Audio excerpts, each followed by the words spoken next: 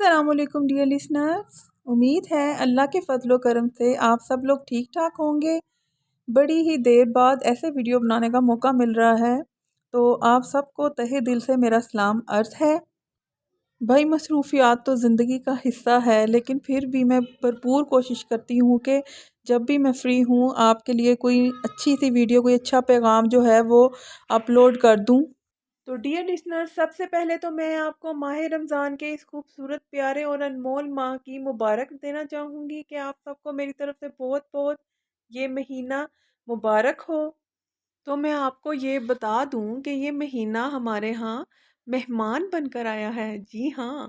تو ہمیں اس کی خاطر تواضع کس طرح کرنی ہے کہ جب ہمارے گھر مہمان آتے ہیں ہم ان کی کس طرح خاطر تواضع کرتے ہیں نا۔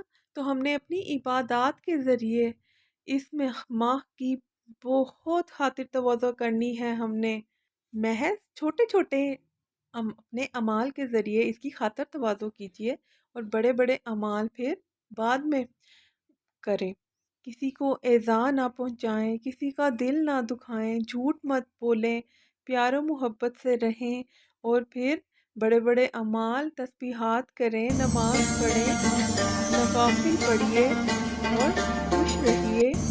حسد، چغلی، بدخوئی، بدگمانیوں سے بچیے۔ اچھا تو ڈیئر لسنر، مہمان بدلے میں ہمیں کتنی دعائیں دے کے جاتا ہے، کچھ تو ہمیں بے شمار تحائف بھی دے کر جاتے ہیں۔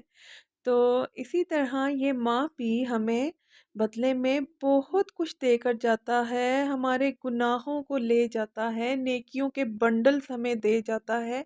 محض دل سے عبادت کیجئے، خوش رہیے، اللہ کو یاد کیجئے، اپنے گناہوں کی معافی مانگیے۔